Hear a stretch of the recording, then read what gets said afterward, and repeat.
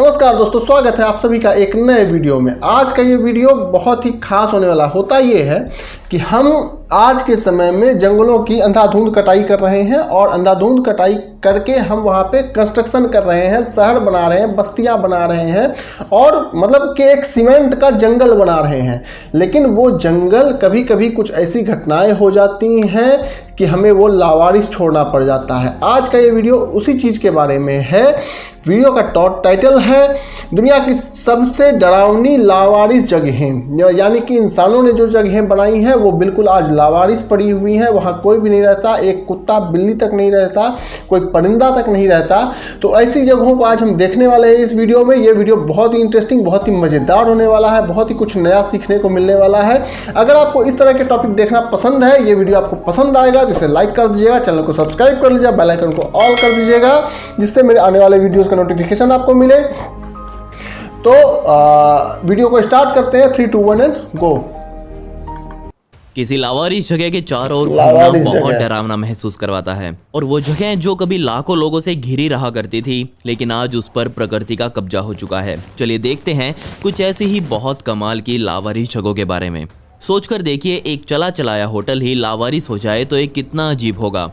वो होटल कभी हजारों लोगों का टेम्परेरी घर रहा होगा। और अब जरा इस होटल को देखिए। इस होटल का नाम इको ड्रीम क्लब सी रिसोर्ट है, जो आपको एकाम टर्की में देखने को मिलेगा। इस होटल की कहानी बहुत ही बदनसीब है, क्योंकि एक समय पर यह होटल 5 सितारा हुआ करता था और देश के बड़े बड़े लोग इसमें अपनी रातें गुजारा करते थे। लेकिन जल्दी ही इस होटल को चलाने वाली कंपनी फाइनेंशियल दिक्कतों का सामना करने लगी और मजबूरन उसे इस होटल को बंद करना पड़ा। आज भी ये होटल बिल्कुल उसी हालत में लावारिस पड़ा हुआ है जिसमें इसे कभी छोड़ा गया था। ये होटल बच्चों के बीच बहुत मशहूर रहा था, क्योंकि इसका जानवरों वाला थीम बच्चों को बहुत पसंद आता था। जब इस होटल के कमरों को अंदर से देखा गया तो अंदर का हाल देखकर मैं भी हैरान रह गया, क्योंकि कई कमरों में तो बेड आज भी पूरी तरह से सेट थे। उनकी चद्दरें बेड से हिली तक नहीं हुई थी, जबकि कुछ कमरों की हालत बहुत खराब थी। उनकी खिड़की के कांच टूट चुके थे और उस वजह से धूल मिट्टी की एक मोटी परत अंदर रखे सामान पर चढ़ चुकी थी। पुराने जमाने के टीवी आज तक इस होटल की दीवारों पर लगे हुए हैं। साथ ही इस होटल के बाथरूम में नए नए तौलिए अभी तक टंगे हुए थे। आज ये होटल सिर्फ उन लोगों के लिए खुला है जिन्हें हम अर्बन एक्सप्लोरर्स के नाम से जानते हैं। रोज वहाँ इतने लोग इसे देखने आते हैं और मेरा तो बस मानना है कि जब ये होटल बंद है तभी इसे लोग इतने देखने आते हैं। तो सोचकर देखिए, जब ये खुल जाएगा तब यहाँ कितनी भीड़ रहेगी।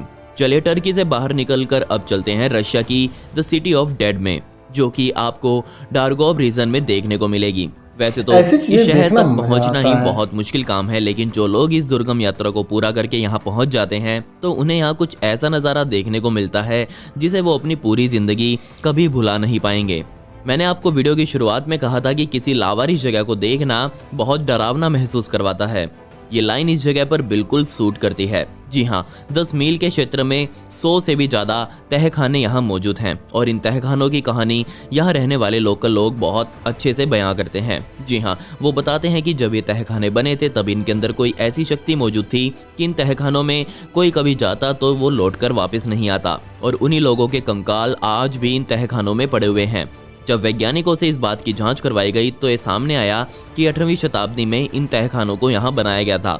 ये वही समय था जब जानलेवा प्लेग की बीमारी दुनिया में फैली थी। मजबूर होकर तब की सरकार ने इस ऊंची जगह पर इन तहखानों को बनवाया और यहाँ पर उन लोगों को क्वारंटीन के लिए रखा जाता था जो उस प्लेग से ग्रस्त हो चुके थे। ये माना जाता था कि इन तहखानों में सिर्फ उन्हीं लोगों को रखा जाता था जिनमें प्लेग अपना पूरा रूप दिखा चुका था और उनके ठीक होने की अब कोई उम्मीद नहीं बची थी। इसलिए उन लोगों को इन तहखानों में मरने के लिए छोड़ दिया जाता था। हर तहखाने के साइड में एक कुआं भी बनाया गया था, जिसमें इन तहखाने में रहने वाले लोगों के परिवार वाले उनके मरने के बाद इस कुएं में एक सिक्का फेंक कर जाते थे, ताकि मरने के बाद उस मरने वाले व्यक्ति को थोड़ी शांति मिले।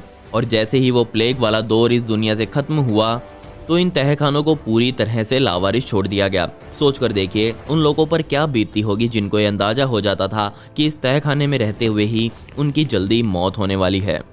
डेनमार्क में खड़ा रूबी एरिक न्यूडा लाइट हाउस सिर्फ लावारिस ही नहीं है, बल्कि इसके साथ और भी कई समस्याएं जुड़ी हुई हैं। वैज्ञानिक मानते हैं कि सन 2022 का अंत होते होते लाइट हाउस अपने आप ढह जाएगा और समुद्र इसे अपने अंदर खींच लेगा। जी हाँ, आपने सही सुना, इसे बनाने वाले वर्कर्स को पहले ही लग रहा था कि यहाँ की धरती पर कुछ भी ऐसी कंस्ट्रक्शन करना बेवकूफ़ी होगी। ये समुद्र से तकरीबन 200 फीट की ऊंचाई पर है, लेकिन दिक्कत यह है कि ये लाइट हाउस बालू रेत के ऊपर बनाया गया है और इसके नीचे की मिट्टी धीरे धीरे समुद्र में बहती जा रही है। जी हाँ, इसके नीचे की मिट्टी इतनी जल्दी निकल रही थी कि मजबूर होकर सन 2010 में ही इस लाइट हाउस को लावारिस छोड़ दिया गया। समुद्र में उठने वाली ऊंची ऊंची लहरें इस लाइट हाउस को काट रही थी, लेकिन आज तकरीबन 12 साल इस बात को बीत चुके हैं और तब से ही ये लाइट हाउस लावारिस पड़ा है। इसके आसपास रहने वाले लोग कई बार ये अनुमान लगा चुके हैं कि इस साल के अंत तक, उस साल के अंत तक ये बिल्डिंग गिर जाएगी, लेकिन अभी तक नहीं गिरी। पर हम ये बात जरूर कह सकते हैं कि ये लाइट हाउस आज पूरी तरह से गिरने की कगार पर है। वैसे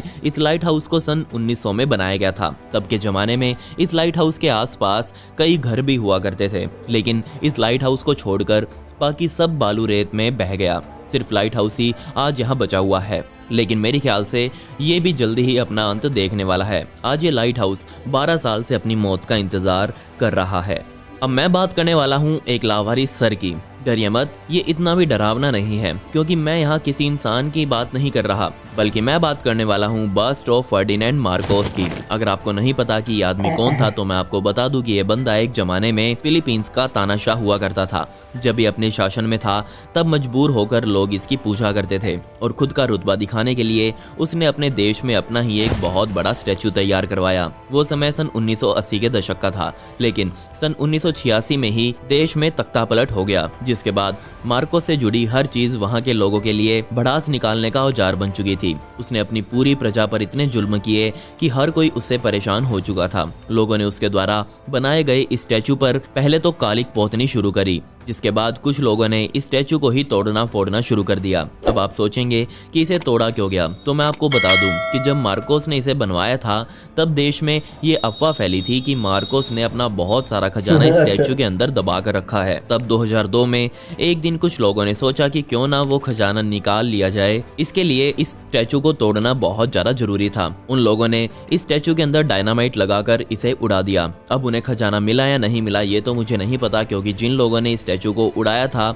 उन्हें कभी पकड़ा ही नहीं गया। पूरे देश के अंदर इस तानाशाह के लिए गुस्सा था, तो इस तानाशाह के स्टैचू को दोबारा रिपेयर भी नहीं करवाया गया। खैर, 16 साल बाद कौन याद रखेगा कि देश में कभी कोई ऐसा आदमी भी बसता था, और तब से ही ये पूरा स्टैचू आज तक इसी हालत में लावारिस पड़ा हुआ है। अब मैं किसी जगह की नहीं, बल्कि पूरे के पूरे एक लावारिस गांव की बात करने वाला हूँ, जिसका नाम डॉल है, और ये आपको बेल्जियम में देखने को मिलेगा। यकीन मानिए, इस गांव में बने घरों की दीवारों पर दुनिया के सबसे मशहूर ग्राफिटी आर्टिस्ट लोगों ने अपनी कारीगरी करी है, लेकिन बदकिस्मती से जल्दी ही ये पूरा गांव अब गायब होने वाला है, क्योंकि सरकार ने इसे नष्ट करने के आदेश दे दिए हैं और अब इसे कोई नहीं बचा सकता। एक जमाने में एक गांव बहुत फला फूला। इस गांव को तकरीबन 700 सालों पहले बसाया गया था, लेकिन जिस जगह पर यह गांव बना हुआ है, वो जगह ही इस गांव के लिए सबसे बड़ी समस्या बनकर सामने आई। असल में इसके बिल्कुल बराबर में एंटवर्प नाम का एक पोर्ट मौजूद है, जो अभी भी बहुत अच्छे से चल रहा है, और ये पोर्ट पिछले कई दशकों से अपना एरिया बढ़ाता जा रहा है।